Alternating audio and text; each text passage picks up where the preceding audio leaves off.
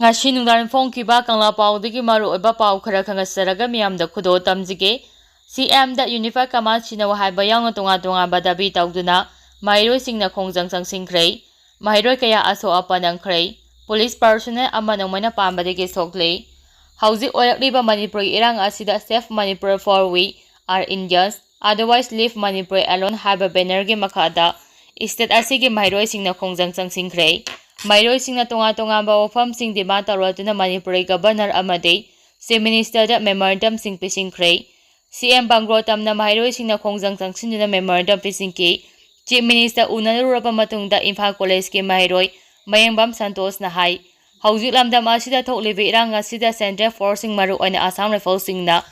satharakliba michang mikhai nabagi thong kaya asi yaningdei maram aduna Assam Rifles na daba atopa neutral oiba force amona mohsindokpiyo Manipur pumbagi mapi mapa oriba Chief Minister da Unified Command sinadaba haiba si Manipur miyamna yaningdei athuba matamda Unified Command Manipur gi Chief Minister da sinagadavani loina hauji Manipur da thokliba irang asina mairoi singna mahi masing tambada apanba oiriba asida ehemba miyeng changbiduna ai apan pibigano haina mahakna phongdokhi amaramda mairoi singna CM tamna lafagi lambida police tamna nunglanglakibagi matangda Imphal West ki SP ki SI Sivakanta IPS na mairoi singda hangkhrai nung achawa yauna police ki maike tamna langsilakliba karigino khudima wari sanaraga yaba ngaktani nakhoi sahi kunsudriba mairoi ngaktani mairoi haiba sidi discipline leigadavani tear gas kaptanaba thingduna thamlibani SP na hai protest the slogan lawba adum yai gyan tana protest tawbiyu ka hemba tawdanaba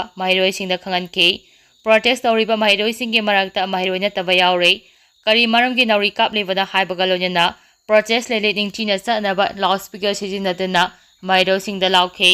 ngasi mairoi singna sangsin leba khongjang singgi asigi saruk ama oina Thawa district maikaidesu tunga ba mairoi kiana Thawa DC tamna khongjang sangsilakhi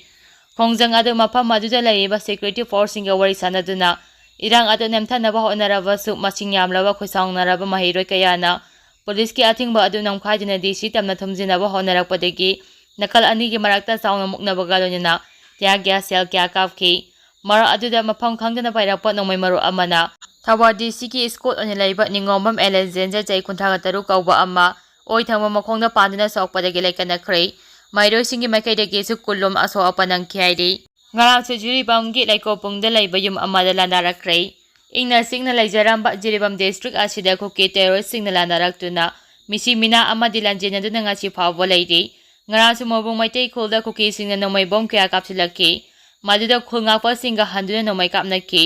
madugi matung ngarang numyang pung balam taba adwaida Barabektra subdivision gi manungsa laiba Laikopung Madhupur haiba kul asida laiba Habujam surjai humpu apopa laikhidraba Haismani ki ingkolda bom ama pokai handuna attack satharakhrei Kuki singi attack aduda yum thongnawi saru kharada ama ata thoki aduba mioi amata aso opan yawbagi paudi laite nakal amaramda Jiribam district asimake jiri Timaimuk lambi asigi Tubangkhalda kuki teo sing tholaktuna lambi da cheliba gari singda maite yawbra haina check tawbagi thabak kana chathabadagi Maitai singjiri rota chanadre haina press na phangba thajaba yaba pau amana hairi makha tarak poina kanglaipa ki meragi pau se degi maru oiba pau khara khangasaraga miyamda khudo tamjige Suganu gi mapham kayada kuki maintain singna bom amadi na mai kapchilaktuna akama mongda landa silakhrei kuki maintain singna khulengduna lairiba Manipur gi singi saru kayadagi tampaki maitai khul kayada namai amadi bom kapchilaktuna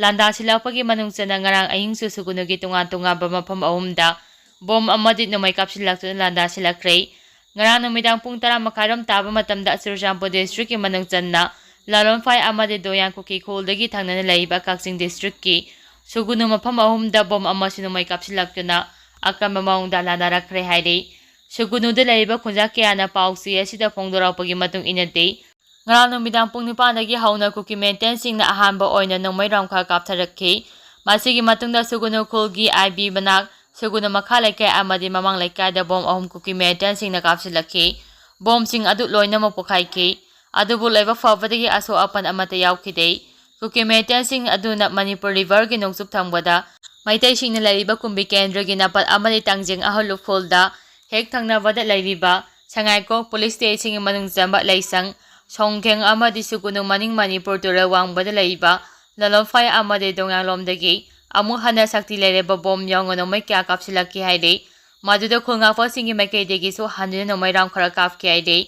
Kuki ꯃꯤꯂꯤꯇꯦꯟꯠꯁꯤꯡꯅ attack ꯇꯧꯔꯛꯈꯤꯕ ꯑꯗꯨ ꯃꯅꯤꯄꯨꯔ ꯔꯤꯚꯔꯒꯤ ꯃꯅꯥꯛ ꯅꯛꯅ ꯈꯨꯟꯗꯥꯔꯤꯕ ꯁꯨꯒꯨꯅꯨ ꯀꯦꯟꯗ꯭ꯔꯒꯤ ꯇꯥꯡꯖꯦꯡꯒꯤ ꯁꯔꯨꯛꯇ ꯌꯥꯝꯅ ꯀꯟꯕ attack ꯇꯧꯔꯛꯈꯤꯕꯅ ꯃꯔꯝ ꯑꯣꯏꯗꯨꯅ ꯃꯐꯝ ꯑꯗꯨꯗ ꯁꯨꯒꯨꯅꯨ ꯄꯨꯂꯤꯁꯀꯤ ꯇꯤꯝ ꯑꯃꯅ ꯆꯪꯁꯤꯟꯗꯨꯅ ꯂꯩꯀꯥꯏ ꯑꯗꯨꯒꯤ ꯅꯨꯄꯤ ꯑꯉꯥꯡ ꯑꯃꯗꯤ ꯑꯁꯣꯛ ꯑꯅꯥ ꯂꯩꯕ ꯀꯌꯥ ꯁꯥꯐꯒꯗꯕ ꯃꯐꯝꯗ ꯄꯨꯊꯣꯛꯈꯤ ꯈꯨꯊꯣꯛꯅꯈꯤꯕ ꯑꯗꯨ ꯅꯥꯀꯜ ꯑꯅꯤꯒꯤ ꯃꯔꯛꯇ ꯉꯁꯤ ꯑꯌꯨꯛ ꯄꯨꯡ 9:30 ꯐꯥꯎꯕ ꯆꯠꯊꯈꯤ ꯅꯣꯡꯃꯩ ꯑꯃꯗꯤ ꯕꯣꯝ ꯀꯥꯞꯁꯤꯟꯗꯨꯅ ꯂꯥꯟꯗꯥꯔꯛꯈꯤꯕ ꯑꯗꯨꯗ ꯑꯁꯣꯛ ꯑꯄꯟ ꯃꯤꯆꯤ ꯃꯤꯅꯥ ꯌꯥꯎꯕꯒꯤ ꯄꯥꯎꯗꯤ ꯂꯩꯇꯦ ꯍꯥꯏꯔꯤ ꯑꯃꯔꯣꯝꯗ ꯇꯥꯡꯖꯦꯡꯒꯤ ꯈꯨꯟꯖꯥꯁꯤꯡꯅ ꯐꯣꯡꯗꯣꯔꯛꯄꯒꯤ ꯃꯇꯨꯡ ꯏꯟꯅ ꯍꯧꯖꯤꯛꯁꯨ ꯇꯥꯡꯖꯦꯡꯗ ꯄꯣꯈꯥꯏꯍꯧꯗ꯭ꯔꯕ ꯕꯣꯝ ꯑꯅꯤ ꯇꯣꯉꯥꯟ ꯇꯣꯉꯥꯟꯕ ꯃꯐꯝꯁꯤꯡꯗ ꯇꯥꯗꯨꯅ ꯂꯩꯔꯤ ꯁꯨꯒꯨꯅꯨꯗ ꯉꯔꯥꯡ ꯑꯍꯤꯡ ꯑꯊꯦꯡꯕꯗ ꯆꯨꯔꯆꯥꯟꯄꯨꯔꯒꯤ ꯗꯣꯡꯌꯥꯡ ꯑꯃꯗꯤ ꯂꯂꯣꯟꯐꯥꯗꯒꯤ ꯌꯥꯝꯅ ꯀꯟꯅ ꯅꯣꯡꯃꯩ ꯀꯥꯞꯁꯤꯜꯂꯛꯈ꯭ꯔꯦ ꯁꯨꯒꯨꯅꯨꯔꯣꯝꯗꯒꯤꯁꯨ ꯈꯨꯜ ꯉꯥꯛꯄꯁꯤꯡꯅ ꯈꯨꯠ ꯍꯟꯗꯨꯅ ꯅꯣꯡꯃꯩ ꯀꯥꯞꯈꯤ ꯍꯥꯏꯔꯤ ꯍꯧꯖꯤꯛ ꯃꯈꯥ ꯇꯥꯅ ꯁꯨꯒꯨꯅꯨꯒꯤ ꯇꯣꯉꯥꯟ ꯇꯣꯉꯥꯟꯕ ꯃꯐꯝꯁꯤꯡꯗ ꯁ꯭ꯇꯦꯠ ꯁꯦꯀ꯭ꯌꯨꯔꯤꯇꯤ ꯐꯣꯔꯁꯁꯤꯡ ꯊꯨꯝꯖꯤꯟꯗꯨꯅ ꯈꯨꯟꯖꯥꯁꯤꯡ ꯉꯥꯛ ꯁꯦꯟꯕꯒꯤ ꯊꯕꯛ ꯆꯠꯊꯔꯤ ꯑꯗꯨꯕꯨ ꯁꯨꯒꯨꯅꯨ ꯍꯣꯁꯄꯤꯇꯥꯜꯒꯤ ꯃꯃꯥꯡ ꯊꯪꯕ ꯆꯤꯡꯒꯤ ꯆꯤꯡꯈꯣꯡꯗ ꯂꯩꯔꯤꯕ ꯑꯁꯥꯝ ꯔꯥꯏꯐꯜꯁꯀꯤ ꯀꯥꯡꯕꯨ ꯑꯗꯨꯗꯤ ꯈꯨꯜꯒꯤ ꯏꯃꯥ ꯏꯕꯦꯜꯁꯤꯡꯅ ꯃꯄꯥꯟ ꯊꯣꯛꯄ ꯌꯥꯔꯣꯏ ꯍꯥꯏꯗꯨꯅ ꯃꯈꯣꯏꯒꯤ ꯀꯦꯝꯞꯀꯤ ꯒꯦꯠ ꯃꯛꯇꯗ ꯑꯍꯤꯡ ꯅꯨꯡꯊꯤꯜ ꯈꯥꯛꯇꯅ ꯐꯝꯖꯤꯟꯗꯨꯅ ꯊꯣꯛꯍꯟꯗꯅ ꯊꯝꯂꯦ ꯍꯥꯏꯔꯤ CRPFꯀꯤ ꯀꯦꯝꯞꯇ ꯀꯨꯀꯤ ꯃꯤꯂꯤꯇꯦꯟꯠꯁꯤꯡꯅ ꯅꯣꯡꯃꯩ ꯀꯥꯞꯁꯤꯟꯗꯨꯅ ꯑꯦꯇꯦꯛ ꯇꯧꯈ꯭ꯔꯦ ꯉꯔꯥꯡ ꯅꯨꯃꯤꯗꯥꯡ ꯄꯨꯡ 8 ꯇꯥꯔꯛꯄ ꯃꯇꯝꯗ ꯈꯨꯠꯂꯥꯏ ꯄꯥꯏꯕ ꯀꯨꯀꯤ ꯃꯤꯂꯤꯇꯦꯟꯠꯁꯤꯡꯅ ꯇꯤꯟꯗꯤꯝ ꯂꯝꯕꯤꯒꯤ ꯃꯅꯤꯡ ꯊꯪꯕ ꯁꯔꯨꯛ ꯑꯃꯗꯤ ꯕꯤꯁꯅꯨꯄꯨꯔ ꯗꯤꯁꯇ꯭ꯔꯤꯛꯀ ꯀꯥꯡꯄꯣꯛꯄꯤ ꯗꯤꯁꯇ꯭ꯔꯤꯛꯀ ꯇꯥꯏꯅꯕ ꯀꯥꯡꯄꯣꯛꯄꯤ ꯗꯤꯁꯇ꯭ꯔꯤꯛꯀꯤ ꯃꯅꯨꯡ ꯆꯟꯕ ꯊꯥꯡꯕꯨꯈꯨꯜꯒꯤ UGB ꯁ꯭ꯀꯨꯜ ꯃꯅꯥꯛꯇ ꯂꯩꯕ 36 ꯁꯨꯕ ꯁꯦꯟꯇ꯭ꯔꯦꯜ ꯔꯤꯖꯥꯔꯚ ꯄꯨꯂꯤꯁ ꯐꯣꯔꯁ CRPFꯀꯤ ꯆꯥꯔꯤ ꯀꯝꯄꯅꯤꯗ ꯕꯣꯝ ꯑꯃꯁꯨ ꯅꯣꯡꯃꯩ ꯀꯥꯞꯁꯤꯜꯂꯛꯇꯨꯅ ꯑꯀꯟꯕ ꯃꯑꯣꯡꯗ ꯑꯦꯇꯦꯛ ꯆꯠꯊꯔꯛꯈ꯭ꯔꯦ ꯀꯨꯀꯤ ꯃꯤꯂꯤꯇꯦꯟꯠꯁꯤꯡꯅ ꯆꯠꯊꯔꯛꯈꯤꯕ ꯑꯦꯇꯦꯛ ꯑꯗꯨꯗ CRPFꯀꯤ ꯃꯥꯏꯀꯩꯗꯒꯤꯁꯨ ꯈꯨꯠ ꯍꯟꯗꯨꯅ ꯅꯣꯡꯃꯩ ꯔꯥꯎꯟ ꯀꯌꯥꯃꯔꯨꯝ ꯀꯥꯞꯈꯤ ꯃꯅꯥꯛ ꯅꯛꯄꯗ ꯂꯩꯕ ꯃꯅꯤꯄꯨꯔ ꯄꯨꯂꯤꯁꯀꯤ ꯇꯤꯝ ꯑꯃꯁꯨ ꯊꯧꯗꯣꯛ ꯇꯧꯐꯝ ꯃꯐꯝ ꯑꯗꯨꯗ ꯆꯪꯁꯤꯟꯗꯨꯅ ꯅꯣꯡꯃꯩ ꯔꯥꯎꯟ ꯀꯌꯥ ꯀꯥꯞꯈꯤ ꯂꯣꯏꯅꯅ ꯀꯨꯀꯤ ꯃꯤꯂꯤꯇꯦꯟꯠꯁꯤꯡ ꯑꯗꯨ ꯃꯐꯝ ꯑꯗꯨ ꯊꯥꯗꯣꯛꯇꯨꯅ ꯆꯦꯟꯈꯤ ꯍꯥꯏꯔꯤ ꯅꯥꯀꯜ ꯑꯅꯤꯃꯛꯇ ꯈꯨꯠꯊꯣꯛꯅꯈꯤꯕ ꯑꯗꯨꯗ ꯃꯤꯆꯤ ꯃꯤꯅꯥ ꯑꯃꯗꯤ ꯑꯁꯣꯛ ꯑꯄꯟ ꯌꯥꯎꯈꯤꯗꯦ ꯍꯥꯏꯔꯤ ꯀꯨꯀꯤ MLA 10 ꯗꯤꯁꯀ꯭ꯋꯥꯂꯤꯐꯥꯏ ꯇꯧꯔꯒ ꯂꯩꯍꯧꯔꯤꯕ MLA 80ꯅ ꯃꯅꯤꯄꯨꯔ ꯀꯟꯅꯅꯕ ꯆꯞ ꯆꯥꯕ ꯐꯤꯔꯦꯞ ꯂꯧꯒꯗꯕꯅꯤ ꯈꯣꯏꯔꯝꯕꯟ ꯀꯩꯊꯦꯜ ꯐꯝꯃꯤ ꯅꯨꯄꯤꯁꯤꯡꯅ ꯉꯁꯤ ꯂꯝꯗꯝꯁꯤꯒꯤ ꯃꯍꯩꯔꯣꯏꯁꯤꯡꯒꯤ ꯈꯣꯡꯖꯪ ꯑꯁꯤꯗ ꯁꯔꯨꯛ ꯌꯥꯈ꯭ꯔꯦ ꯂꯣꯏꯅꯅ ꯀꯨꯀꯤ MLA 10 ꯗꯤꯁꯀ꯭ꯋꯥꯂꯤꯐꯥꯏ ꯇꯧꯔꯒ ꯂꯩꯍꯧꯔꯤꯕ MLA 80ꯅ ꯃꯅꯤꯄꯨꯔ ꯀꯟꯅꯅꯕ ꯆꯞ ꯆꯥꯕ ꯐꯤꯔꯦꯞ ꯂꯧꯗꯨꯅ ꯊꯣꯛꯂꯤꯕ ꯏꯔꯥꯡ ꯑꯁꯤ ꯂꯣꯏꯁꯤꯟꯒꯗꯕꯅꯤ ꯍꯥꯏꯗꯨꯅ ꯈꯣꯏꯔꯝꯕꯟ ꯀꯩꯊꯦꯜ ꯖꯣꯏꯟꯠ ꯀꯣꯑꯣꯔꯗꯤꯅꯦꯇꯤꯡ ꯀꯝꯃꯤꯇꯤ ꯐꯣꯔ ꯄꯤꯁꯀꯤ ꯄ꯭ꯔꯦꯁꯤꯗꯦꯟꯠ ꯔꯥꯏꯁ꯭ꯔꯝ ꯃꯦꯝꯕꯅ ꯐꯣꯡꯗꯣꯛꯈ꯭ꯔꯦ ꯉꯁꯤ ꯂꯝꯗꯝ ꯑꯁꯤꯒꯤ ꯃꯁꯤꯡ ꯌꯥꯝꯂꯕ ꯃꯍꯩꯔꯣꯏꯁꯤꯡꯅ ꯔꯥꯖꯚꯕꯟ ꯇꯝꯅ ꯆꯪꯁꯤꯜꯂꯛꯈꯤꯕ ꯈꯣꯡꯖꯪꯗ ꯁꯔꯨꯛ ꯌꯥꯅꯅꯕ ꯃꯁꯤꯡ ꯌꯥꯝꯂꯕ ꯀꯩꯊꯦꯜ ꯐꯝꯕꯤ ꯏꯃꯥ ꯏꯕꯦꯜꯁꯤꯡꯅ ꯃꯁꯥ ꯃꯁꯥꯒꯤ ꯄꯣꯠꯐꯝ ꯊꯥꯗꯣꯛꯇꯨꯅ ꯔꯥꯖꯚꯕꯟ ꯇꯝꯅ ꯈꯣꯡꯆꯠ ꯆꯠꯈꯤ ꯈꯣꯡꯖꯪ ꯑꯗꯨꯒ ꯃꯔꯤ ꯂꯩꯅꯅ ꯏꯃꯥ ꯃꯦꯝꯕꯅ ꯐꯣꯡꯗꯣꯛꯈꯤꯕꯗ MLAꯁꯤꯡꯅ ꯃꯁꯥꯒꯤ ꯃꯊꯧ ꯈꯪꯂꯛꯇꯕꯗꯒꯤ ꯅꯣꯡꯃꯒꯤ ꯁꯨꯔꯒ ꯍꯤꯡꯂꯤꯕꯁꯤꯡ ꯃꯍꯩꯔꯣꯏꯁꯤꯡ ꯂꯝꯕꯤ ꯂꯝꯖꯥꯎꯗ ꯊꯣꯛꯂꯛꯇꯨꯅ ꯈꯣꯡꯖꯪ ꯆꯪꯁꯤꯜꯂꯛꯄꯅꯤ ꯃꯅꯤꯄꯨꯔꯒꯤ MLA 80ꯅ ꯄꯣꯂꯤꯇꯤꯀꯦꯜ ꯄꯥꯔꯇꯤꯒꯤ ꯈꯦꯟꯅꯕ ꯊꯝꯗꯅ ꯑꯊꯨꯕ ꯃꯇꯝꯗ ꯏꯔꯥꯡ ꯑꯁꯤ ꯂꯥꯛꯁꯤꯟꯗꯨꯅ ꯃꯍꯧꯁꯥꯒꯤ ꯄꯨꯟꯁꯤꯗ ꯍꯟꯖꯤꯟꯅꯕ ꯍꯣꯠꯅꯒꯗꯕꯅꯤ ꯀꯔꯤꯒꯨꯝꯕ ꯋꯥꯐꯝ ꯑꯁꯤꯕꯨ ꯂꯨꯝꯅ ꯂꯧꯗ꯭ꯔꯕꯗꯤ ꯑꯗꯨꯉꯩ ꯍꯧꯈꯤꯕ ꯀꯨꯝꯖꯥ 2019ꯒꯤ ꯖꯨꯟ 19ꯒꯤ ꯏꯍꯧꯗꯒꯤ ꯍꯦꯟꯅ ꯃꯤꯌꯥꯝꯒꯤ ꯈꯣꯡꯖꯪ ꯆꯪꯁꯤꯜꯂꯛꯄ ꯌꯥꯏ ꯍꯥꯏꯅ ꯄꯦꯟꯗꯕ ꯐꯣꯡꯗꯣꯛꯈꯤ